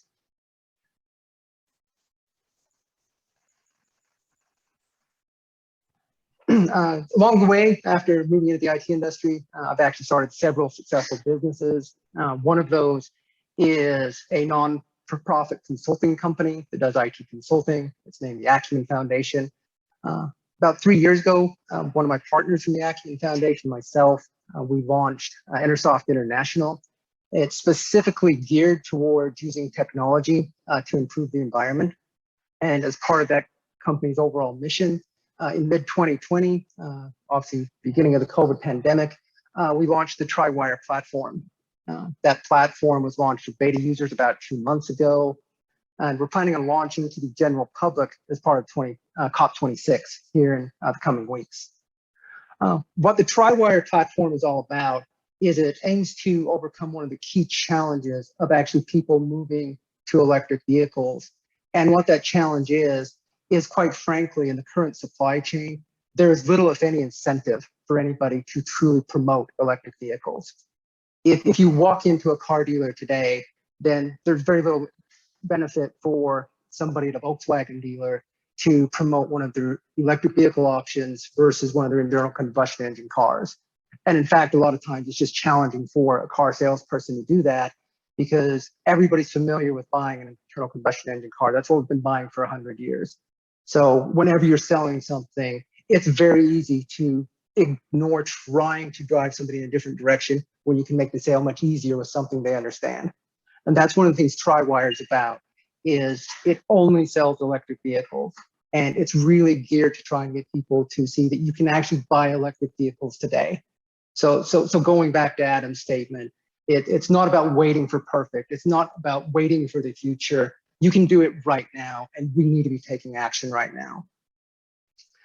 Before I go into more details about TriWire and about myself, I want to just go over a few examples of challenges becoming an opportunity and really looking about where you can actually do right by the environment and at the same time boost your bottom line, that it's not costing you money. It is making you money to do the right thing. So just a few examples of those. I have some stories from when I was a young engineer at Mobil. The first of those, when I first started my career at Mobil, my very first assignment was actually reducing refinery flare emissions. If you're not familiar with the details of an oil refinery, flare emission happens when hydrogen and natural gas are produced during the refining process and they're excess. And so you have to do something with those gases. Of course, you can't just dump them out into the atmosphere. That's very frowned upon. So instead of just dumping them into the air, what typically would happen is you would burn them off. And that whole process is referred to as flaring. My job at Mobil was to reduce those flare emissions. Our original target was we would reduce those emissions to only 2 million cubic feet per day. After a year, we changed that target to 0. Now, you might think those targets were based on regulation, but in fact, they were not. The reason we wanted to reduce flare emissions was, this was a quote from our refinery manager, is if you were flaring, you were wasting Mother Mobil's money. So they wanted to reduce flaring, not because it was the right thing to do for the environment, not because of government regulation, it's because it made business sense. Another example from my time at Mobil was Mobil obviously wanted to refine as much crude oil into gasoline as they could. And one of the key limits to how much petrol they could produce was how much heat they could take out of their main petrol producing unit. The limit to how much heat they could remove from that unit was the size of a 30-year-old heat exchanger. And based on where that heat exchanger sat, it wasn't really feasible to just replace it. They had done all they could to make that heat exchanger more efficient, sucking out all the heat they possibly could. Well, what I did was I realized that sitting right next to the unit that produced all the fuel was their crude distillation unit. And that unit had the exact opposite problem. Whereas the petrol producing unit, you needed to take heat out. The crude distillation unit, you had to put a huge amount of heat into it. What was pretty obvious that if you've got one thing that has too much heat and another thing that has too little, why don't we just move the heat from the one that has too much to the one that has too little? And sure enough, we ran 6 meters of pipe, cost $10,000. And then the petrol producing unit was able to boost production 400,000 liters a day. The crude unit itself was able to completely shut off one of its 2 furnaces. So here we have an example that Mobil reduced their overall emissions from the crude distillation unit. And again, it had absolutely nothing whatsoever to do with government regulation. It made Mobil a lot more money. And that's why they made the decision. And there's a lot of times we can do that today, is that we can make decisions to do the right thing for the environment. And it doesn't cost us money. It is actually going to make us money. And just one last example before I get to really talk about electric vehicles moving from a challenge to an opportunity, is I want to fast forward from the 90s into the mid 2000s and look at Amazon. So several years ago, Amazon faced a challenge encountered by a lot of firms. The demand on its IT systems are not constant. There are specific times when that demand increases exponentially. For example, during the 5-day Black Friday, Cyber Monday shopping weekend. The challenge Amazon faced is they needed the infrastructure for that huge demand, but there's large times of the year that infrastructure was sitting there doing nothing. And so, of course, some engineers realized, hey, if we've got a bunch of stuff sitting here doing nothing, why don't we sell the spare capacity? And lo and behold, Amazon Web Services is born. So here's another example of them now reusing and repurposing a lot of capacity that wasn't being used. By going to AWS, by bringing cloud computing to the public, Amazon has helped eliminate countless small data centers. And of course, every one of those small data centers, you were buying a lot of extra computers. A lot of people had data centers that had the same issue, that you had a lot of capacity sitting there doing nothing. And as Beck pointed out, one of the key challenges in IT is when you buy one of those servers, if it's not busy, you've already sunk that carbon investment. You've already bought all this equipment and it's just being wasted.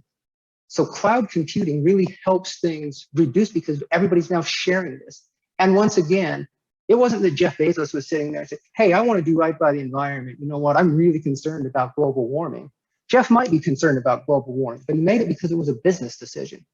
AWS has helped make him one of the richest men on the planet.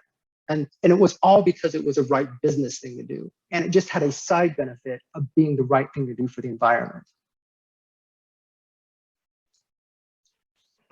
So the next thing I want to do is we've seen some examples, two examples from my personal career. One example that everybody I think is fairly familiar with from Amazon. And we could go on and on about examples of when you do the right thing for the environment and it just happens to be really, really good for your bottom line. The next thing I want to look at is electric vehicles. So as Adam pointed out, this is one of the first places we really need to jump on in reducing emissions. That's why it's scope 1. This is easy to measure. It's easy to be impactful. Everybody knows it's the right thing to do. So if everybody realizes that switching to an electric vehicle is the right thing to do, why are more people not doing it? Well, I've certainly mentioned one of those reasons already is just in the supply chain itself, there's not a lot of incentive. If I'm a car salesperson for you to buy an electric vehicle versus buying a petrol powered vehicle. If you come in and buy a car, I'm happy. I'll be honest, I wouldn't really care which one you bought. So what about is it about a consumer? So if I'm a consumer and I'm looking about doing the right thing, why am I not buying an electric vehicle? If you're operating an electric vehicle, they cost a lot less to run than petrol cars. So you'd think people would jump on them. But there's the reason they're not, that if we did surveys as part of our due diligence for The Wire, and plenty of studies have done the same thing. And it really always comes down to 3 different problems, 3 challenges that people bring up. The first of those is what I call range phobia. It's they don't go far enough. The next one is just one that really sets me off, is charging infrastructure. It's the charging infrastructure is not ready. I can't tell you the number of people I have spoken to about electric vehicles, and they're waiting until the charging infrastructure is ready. Maybe they'll wait for the rest of time. A lot of people, I don't know if they would ever admit the charging infrastructure was ready. And the last of the big three is they cost too much. So what I'd like to do is actually look at each of these in order. So I think this is all a misperception about range phobia, about the charging infrastructure not being ready, about them costing too much. First is range phobia. So how far does a car need to go? You will forever see the number 200, 300 miles on a single charge. And the first thing I ask is, why does an automobile have to go 200 miles or 300 miles on a single tank of electrons? If you look at the numbers, on average, a person drives 30 miles a day. So it doesn't seem to me that an automobile has to go 300 miles on a single charge. It seems like if it went 100 miles, that's like 3 days worth of driving with 10 miles to spare. I realize there's certainly times that you're not doing normal operations that you need to go a lot more than your normal day-to-day commute. But that's an unusual situation. If I were to ask everybody out there, when was the last time you drove 300 plus miles? It's actually a question you can probably answer because it's rare. You do that when you go on holiday. You do that on very few trips. In normal operations, normal day-to-day activities, you drive your car very little. So that being the case, if it's only these very specialized situations where you need a car to go 300 miles, maybe we can look for other ways to go down to grandma's house. Maybe we can look for another way to drive down to London. I mean, I can hop on a train and be in London in 5 hours. I can't drive there a lot faster. And if I'm on the train, I can get a lot of work done. So I'm really looking that range phobia really shouldn't be much of a problem. You very seldom need to go much more than 30 miles in a single day. Even if you do 2x that, that's 60. If you do 3x that, it's still 90. Virtually every electric vehicle on the market today will do well over 100 miles. And if you really do drive a long distance a lot of times, there are certainly options, plenty of them, that do 200 or 300 miles on a single charge. So I looked at range phobia. So the next thing I want to look at is the charging infrastructure is not ready. And this is one of my personal pet peeves. And the reason it's so irritating to me is when people say the charging infrastructure is not ready, I'm sitting there, well, you forget the fundamental fact of electric vehicles being very, very, very different than an internal combustion engine car. That I do not have to go down to the electricity station to fill up my electric vehicle. I filled it up at home. I literally can't do that with a petrol car, but I do have to go some special place to get fuel for it. But I don't have to do that with an EV. I plug it in at my house. There are certainly people that might not be able to install a charger at their home. They might live in terraced housing. In that case, you can work with your employer, get a charger put in at your place of work where it can sit there and fill up during the day. I hear charging infrastructure is not ready, and that's just not true. There's plenty of charging at home. There's undoubtedly ways you can work with the employer to get charging installed at your place of work. And on those rare occasions when you do really need to drive a long ways and you actually do need a public charger, there's over 36,000 public charge points currently in the UK. If you compare that to the number of petrol stations, there's only 9,000 petrol stations. That means there's 4 times more charge points in the UK than there are petrol stations. If I presented that number to most people, I could easily argue it's the petrol fueling infrastructure that's not ready. It's the petrol infrastructure that's not big enough. And there isn't a single person that worries about filling up their petrol car.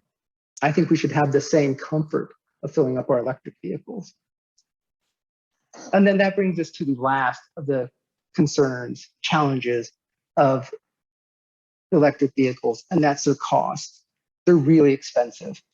Well, they're automobiles. Petrol cars are really expensive. Diesel cars are very expensive. Keep in mind that most electric vehicles currently on the market are luxury automobiles. So if you compare apples to apples, if you compare luxury to luxury, what you're going to find is that the cost of an electric vehicle is not that much different than the cost of a petrol equivalent. Certainly there is a concern about cost. And one of the things I'm going to actually show you in the next several slides is that governments themselves, I think, have fallen for this particular misperception that they're really, really expensive, and that's why people aren't buying electric vehicles. that if they could just make them cheaper, people would jump on them. So governments all over the world have addressed people's concern about moving them to electric vehicles by the only way governments usually know how and want to stay elected, and that's by throwing money at it. And the UK government provides some of the most generous incentives for switching to electric vehicles on the entire planet. So the next thing I want to do is actually focus the rest of my discussion on specifically that last point, on the cost of electric vehicles, and specifically look at the opportunities that Her Majesty's government is providing for us to switch to electric and how it can actually drive our bottom line. First, what about some of those financial opportunities? Well, I think almost everyone's aware of virtually all of them. The first is OLEV plug-in grants. So literally, the government will give you some amount of money based on the type of electric transportation you buy to reduce the cost of the vehicle. Those OLEV grants range from about £1,500 for an electric motorcycle. If you're looking at an electric car, it's £2,500. And it goes all the way up to £7,500 for a large electric van. Plug-in grants are not the only financial incentive. The next one is the government allows you a first-year capital allowance of 100% of the entire electric vehicle purchase. That's coming off your income tax. So right there, if you're paying 20% income tax rate as a corporate taxpayer, that means the government's paying 20% of the price of the car. Granted, now if 10 years down the road you sell it, then you obviously have to pay some of that money back to the government, but it's still a great incentive. Compare that if you go out and buy a petrol car for your business, now you're only getting an 18% allowance every year until you capitalize the entire cost of a petrol-powered car. I mentioned earlier about one of our challenges is having a place to charge EVs. Mentioned that if you're in terraced housing, you might rely on an employer to actually provide a place to charge your automobile. Once again, the government comes to our help. They'll give you 130% write-off for the cost of a charger installation. I didn't include it on the slide, but it's another incentive. It's available in Scotland, is that they actually will finance, the government will finance a large portion of chargers that you install at a place of work. And that's now going to bring us to what I find by far and away the most compelling benefit.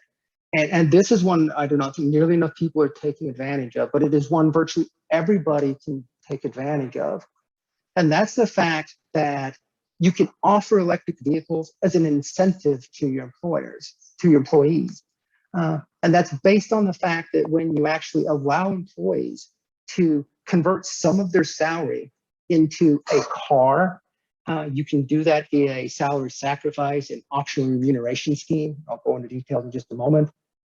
It's very advantageous because the government only charges a 1% benefit in kind tax on electric vehicles. If it's a petrol-powered car you're providing your employees, that percentage is more like 27 or 30%. I mean, a factor of 25 times or more higher. So in order for your employees to take advantage of this scheme, what's the advantage to them? Well, what it ends up being is HMRC ends up paying 20, 40, or even upwards of 46% of a car payment. If HMRC is paying 40% of a car payment, petrol-powered cars can't possibly compete. In fact, it becomes a, quite frankly, silly financial decision to buy a petrol-powered car if Her Majesty's government's going to pay 40% of the bill. And that leads us to my company's specific implementation of a salary sacrifice scheme. We happen to call it Salary Boost. I don't like the name salary sacrifice. I think it's scary. Who wants to sacrifice salary? Nobody wants to sacrifice salary. So I call it what it actually is. It makes your salary more effective. It boosts your salary. So hence the reason we call it Salary Boost. What exactly is Salary Boost? So this is going to be doing right by the environment. We are striving people to switch to electric vehicles, and it's not only not costing them something, it's making them more money. It's going to help your business make more money. How it works, straightforward.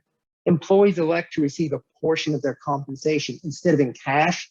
They receive it through a benefit in kind. In this case, they receive it by receiving an electric vehicle.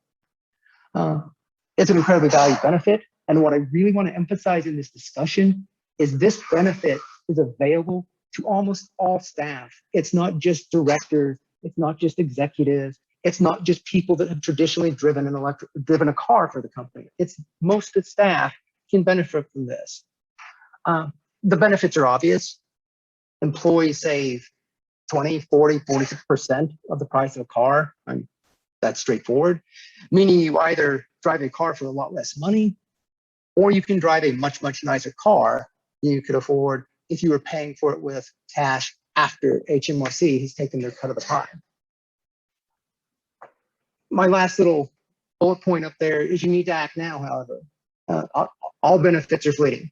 The government is not going to leave incredibly generous financial incentives out there forever.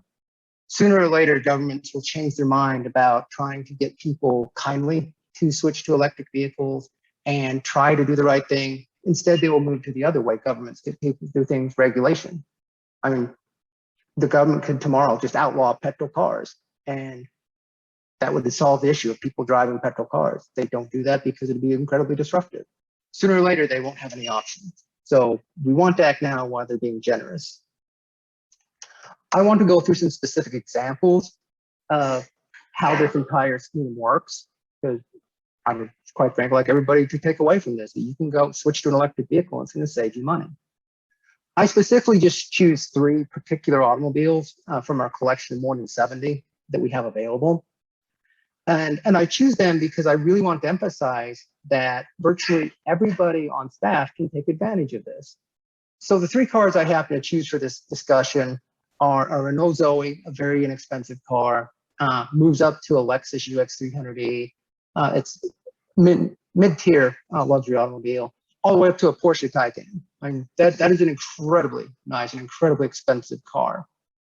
Looking at what you can do via a salary sacrifice scheme, the reason these things are so incredibly beneficial is that when you are implementing salary boost, people pay for their cars before taxes. So you end up as an employee saving money on taxes, saving money on national insurance, and then you just pay a benefit in kind tax. But because electric vehicles have such a low BIK rate, you pay very little. As an employer, you still save money. It doesn't cost you anything to participate in this scheme. And when you reduce an employee's pay via salary boost scheme, salary sacrifice, you're going to also pay lower national insurance. So just looking at these 3 examples, and I'm going to go over every one in detail, is you can get a Zoe for 251 pounds a month. That's assuming somebody in the 20% tax bracket. Just quick example, they go 195 miles. That car retails for about 26,000 pounds. We look at a nicer automobile. That's the Lexus. It's 305 pounds per month. That's assuming that's someone in the 40% tax bracket. It has a lower range. It's 160 miles, and that retails for about 44,000 pounds. All the way up to a Porsche Taycan. It's going to cost you 535 pounds per month. That's assuming, again, you're in the 40% tax bracket. If you're in the 45% bracket, then it'd be even more, less expensive. It'd be more generous for the amount of money that HMRC is contributing. Its range is 245 miles. You have to get just to some of the Teslas to get more range than that. And that's a car that retails for 88,000 pounds. And look, you can get that for effectively only 535 pounds per month. That is very, very expensive. Looking at those 3 examples in detail, I have some personas I make up. That Samantha's a 32-year-old from Cumbernauld. She makes 32,000 pounds a year. That puts her in the 20% tax bracket. And she's looking at buying the Renault Zoe. She's going to get that for 36 months, and she's going to drive roughly 7,500 miles per year. And that is the average of what people tend to drive in the UK. Just some details about how the whole scheme works down in the lower left. I don't want to spend too much time on those. It's a pretty typical arrangement that the servicing and maintenance is all included. Of course, it's easy to include maintenance on an EV because they have virtually none. Includes the tires, so it's about the only thing you're going to have to replace on an electric vehicle because they have so few moving parts. Let me look at how this number 251 comes about. Of course, we've got fine print down there, but let's look at the details. So Samantha's getting this automobile. Like I mentioned a couple of slides ago, it's roughly 26,000 pounds. The amount of money that she would actually pull out of her check pre-tax is 347 pounds. However, because it comes out before Samantha's paid tax on it, she's not paying tax on it. She's not paying 20% tax on that amount of money. So that's saving her 69 pounds in taxes. National insurance is not being deducted from that 347 pounds. So that's saving her 26 pounds per month. HMRC comes back, says, hold on, you're still paying Samantha, you're just not paying her in cash. Well, we want our cut of that pie where you're paying her, but we're taking a really itty bitty small cut of that pie. They're only in charge of BIK tax of 4 pounds.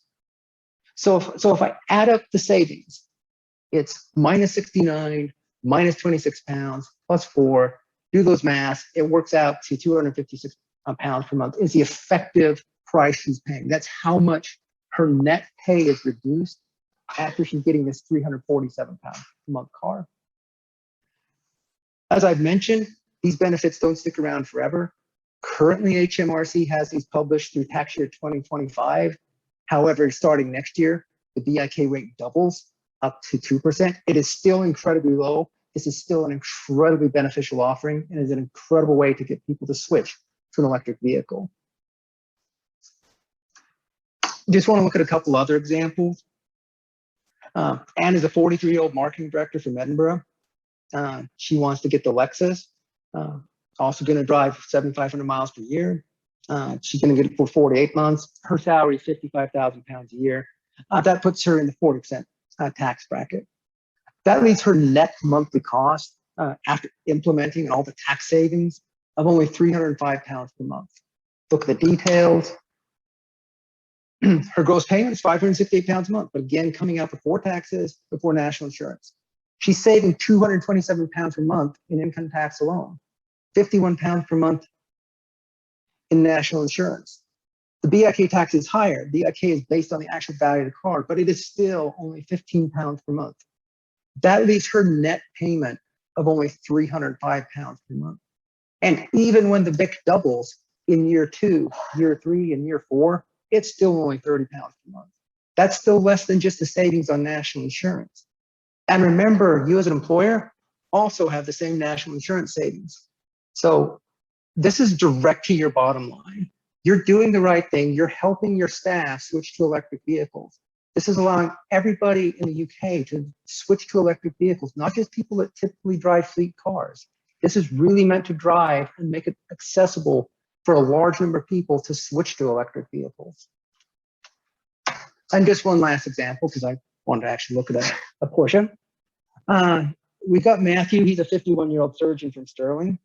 Going to get him a Porsche Taycan for 48 months. Only driving 7,500 miles a year. All the same benefits of the lease. And then just looking at the details, I'm straightforward. His gross payment is almost 1,100 pounds per month. That's what you would expect to be paying for a Porsche. However, Matthew, again in the 40% tax bracket, because he's paying for this before national insurance, before income tax, he's saving 451 pounds a month in income tax, 79 pounds a month in national insurance, and his BIK tax, only 29 pounds. That leaves Matthew's net payment is less than 600 pounds per month for an almost 90,000 pound car.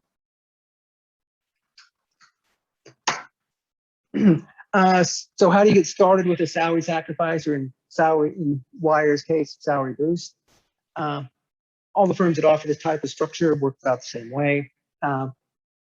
In order for your employees, your staff to take advantage of this scheme, you have to be providing the car to them in lieu of salary. So you can't just say, hey, Matthew, go out and get the Porsche and you buy it on your own right, and we're just going to let you pay for it pre-tax. It doesn't work that way. HMRC says you have to be providing this benefit directly to them. So it's the organization leasing the automobile, then passing that car on to the employee. And then they're now collecting the benefit from their paycheck. So they're reducing their pay. That's how you get all of these savings. Process is straightforward. Since it's car is being sold to the company. There's a credit application that obviously takes some amount of time. It's corporate credit, not Matthew's, not Samantha's personal credit. That can take up to 10 days. It realistically generally doesn't take very long at all to actually run that through.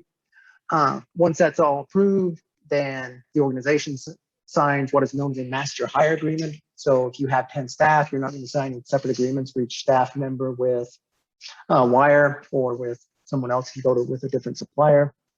Obviously, you need to pay for the automobiles. So you'd send up a direct debit mandate allowing payment for the car to be collected. Of course, then when employees' payroll comes around, you're reducing the payroll by the exact same amount you're actually sending to Wire. You have to approve the scheme itself. So we approve that you're going to be a participant, and you have to ensure the employees are eligible. You might ask, what does it take for an employee to be eligible? The criteria are very small. Mainly to protect employers. We only allow employees that have been with an organization for at least 1 year to participate in the scheme. This is also fairly standard through the industry. And to participate in any type of optional remuneration arrangement, HMRC requires that the employee's cash pay not go below the national minimum. So as long as your employee, after getting their car, is still above national minimum, then they can participate in the scheme. And most staff, that would not be an issue. And then the last thing, while not necessarily required, we strongly suggest it be done this way, is you have a webinar to roll this out. It's a new benefit. It's a new thing you're making available to your employees, and you obviously want them all to participate. So we recommend that you have a webinar or something similar to roll this out, to communicate to your staff about this new benefit that they have available and how it works for the staff. And this whole process I've shown takes about 4 to 6 weeks. And it's generally much closer to the lower end 4 than it's to the upper 6. Of course, this is what an organization has to do. What does an employee do once they are participating in the scheme? Very similar. They're going to visit trywire.com. They're going to select a vehicle. Again, we only offer fully electric vehicles. We do not offer plug-in hybrids. It's 100% battery only. They then have to sign paperwork because, of course, you're modifying the terms of their employment contract. That if their salary in Matthew's case was £75,000 a year, his salary is being reduced. And so you're going to sign a new employment contract. So that's the paperwork I'm mentioning. If you need assistance with that paperwork, then as an organization, we can certainly assist with that. The car is then ordered and is delivered based on the availability of the car. Again, we have roughly 70 cars available. That number goes up virtually every day as manufacturers roll out new cars. Certainly some electric vehicles availability is an issue. Supply chains all over the world are disrupted. And certainly there is a very large demand for electric vehicles. And plenty of people have realized that, oh my goodness, I can get these and it's incredible financial benefit. So sometimes getting the electric vehicle, that might itself take some time.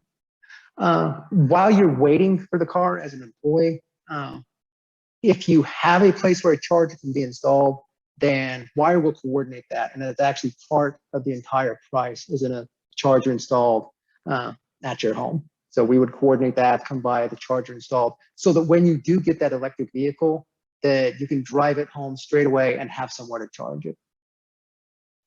And that is my spiel on why it's great to go electric. So I will open it up to questions and answers. Open it up to questions. Hopefully I have answers. Thanks for that, Rebecca. That was good to the extent that a couple of people who couldn't make it have messaged me during the call as I sent them screenshots and gone, right, what's the web address? I'm doing my piece there. There's a bit in there that you talk about range phobia, which I think is really interesting. It made me think of Adam's kebab comparison earlier, which is at the minute what we do is we pump fuel out of fuel station, well, out of refineries onto fuel tankers to then drive the tanker to the petrol station to pump it into the ground for me to then drive my car there.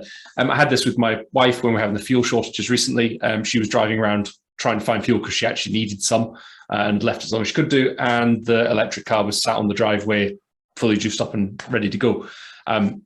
My question off the back of that, so many things there's a question here about whether it's marketing, whether it's technology, what are the challenges? But I think so much of the issues are habitual. What role do you think government play in changing those habits? I think government's already doing a lot of things to change the habits, but I'll be honest. I think one of the challenges we have is a lot of government activity at this point in trying to drive more installations of charge points kind of makes it seem like it's a bigger problem than it is. That if you have all of our government ministers and everything coming out and say, "Oh, we need more chargers," then as a consumer, I'm saying, "Oh my God, we need more chargers," and that, like I pointed out, a lot of times this isn't the case. I definitely think there is a place for government. There's a lot of times that installing new infrastructure does not make sense, but this isn't new. That the entire petrol industry and cars in general were subsidized for 100 years by the government. I mean, we don't pay for all of our roads. Government paid for all the roads. The government continues to pay for roads. Then without government helping build infrastructure, quite frankly, a lot of infrastructure has never been created. So I think government has to keep doing its part. But I also think government needs to point out that, you know what, there's a lot of times you don't need to drive 300 miles at a single time. That those are rare instances. So if government could actually focus their efforts on probably not building a lot of chargers in downtown Glasgow and downtown Edinburgh, and building a lot of massive charging locations on the motorway between Edinburgh and Glasgow, between London and Glasgow. So as people are going on these long commutes, that they have places to charge, that I believe would be more beneficial than throwing up a bunch of willy-nilly charge points throughout any large cities. Those are not where we need charge points. We need charge points on those rare instances people are actually driving a long distance. And of course, part of it, we need to change people's behavior. If I need to go to London, I don't need to drive. I mean, I can hop on a train to get to London. And certainly government can play their part in changing people's behavior. I think that there's a prevailing feeling around this, and the thing around charge stations, I think, is important. There's obviously a call. Tesla keep talking about whether or not they'll open their charge network up or not, and that make a big difference if they would. I think to people's comfort. There's some practical questions in there as well as the incentives that you mentioned that are in place. You know, governments are doing that already. You mentioned about them ending. Are they likely to end next year? Do you think that's something that'll run on for longer? They're not scheduled to end next year, but I definitely think they are going on the way out. The UK government's incentives are very, very, very good. They offer incentives for every part of an electric vehicle purchase. And obviously, because of COVID, all the governments are going to have budget issues. That they've thrown a lot of money at the economy. So I think you're going to see a likelihood of those incentives going away sooner rather than later. I also do think that you're going to see governments start using more of the stick approach than the carrot, that they're going to tell people, you have to change your behavior. And when they do that, I do think a lot of these incentives will go away. Certainly with the OLEV grant, that grant got reduced from £3,500 to £2,500 this year. It applies to a smaller subset of vehicles. The limit used to be £50,000 for the price of the car. Now it's down to £35,000. So they're incentivizing just at the lower end of an electric vehicle purchase. So speaking of big, the question in there, then the vehicle, you mentioned in there that the car obviously has to be purchased for the employee by the company. There's two questions that are going to come to most employers' minds at that point, which is, you know, when the person leaves the company, what happens? And at the end of the hire period, you know, does the car just go back? So addressing the second question first, when the hire period ends, then yes, the car would be returned to Wire or one of the other suppliers or fleet management companies that implement the same type of scheme. And then typically it'd be like any other actually company cars, typical purchase, they would replace it with a new vehicle. Certainly in an effort to actually just reduce people just buying new cars, because this would be horrible. We would actually prefer that instead of it just being returned, the company can actually turn it over to the employee, and the employee can pay for what's left on the car. We could certainly extend the scheme so that the car is fully paid for through salaries boost by the end of the period. And then the employee would simply keep the car for however long it's going to run. Certainly one of the advantages of an EV is because they are so maintenance free that they will undoubtedly run a very, very long time. Most major manufacturers at this point warrant the battery. I think most people are concerned about running out for upwards of 500,000 miles. And if you're driving 7,500 miles a year, that's effectively infinite. So EVs are probably going to be around a long time. Looking at the first question, what about if my employee leaves? Well, in that case, there's three options that Wire makes available. First of those, an employee can take the car with them. Of course, at that point, then the employee's on the hook for the entire amount of the payment. So since it's not being deducted pre-tax at that point, then suddenly the amount of payment went way up. We would look at that as an opportunity when they went to another employer of introducing that employer to salary boost, in which case they could roll their car into that. The other option is, and I don't think this one's actually particularly great, but it is an option, is that they can turn it back to the employer can give it to a different employee. The reason I'm not a fan of that option is I think as an employee, I think I'd be less likely to say, okay, I can get a brand new car or I can get a used car. I realize we would all hope people would choose for the used car, but realistically, I think far most people would choose the brand new car over something that the departing employee had left. And then the last option is it can just be turned back to Wire and we would actually send it to a different customer. But in any case, the employer's not going to be stuck with a car sitting there they're paying for and gathering dust. The reason I've paused there for a minute is because that just sounds remarkably easy, which is fantastic. And you're saying you're doing this at COP26? We are indeed going to go live to the general public as part of COP26. Well, I wish you the best of luck with that, actually. I think the thing is with doing something that's reasonably straightforward, explains what it does and makes it really easy to buy an EV. It's like, well, it does those things. Everybody should definitely go and have a look. And it's something that certainly we're questioned about as a chamber fairly frequently, which is we've heard a lot of noise about grants. We've heard a lot of things that we can do. Where do we begin?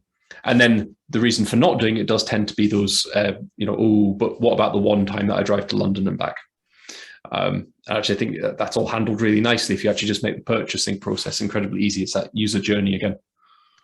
And that's one of the things we tried to focus on was that we wanted to make this a simple process, and the current vehicle supply chain doesn't make it a simple process.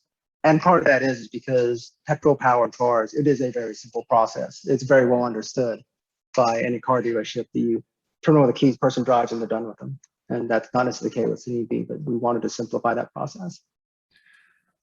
Which is welcome to anybody who's been sat in a car dealership at any point in the last years, wondering what's not working with a car. Genuinely, thank you for that, Rebecca. There's not any questions that are sort of open to the forum. I think we've covered a great deal of stuff actually around the session. I suppose it leaves it to me then to thank everybody who's given up 2 hours of their morning to sit and listen, and obviously to speakers yourselves, Adam, Rebecca, and Beck. Thank you so much for giving up 2 hours of your time to come and speak to everybody here. We're doing the recordings on this and we will get them up on social probably later on today. If anybody's got any specific questions or they want to speak to anybody of the speakers, do let us know. We're conscious that the people who turn up here often represent larger groups of people, and that's quite important that we sort of have that dynamic there. So if you want to know more, ping a message into the team at the chamber and we'll pass that along for you. So thank you very much all.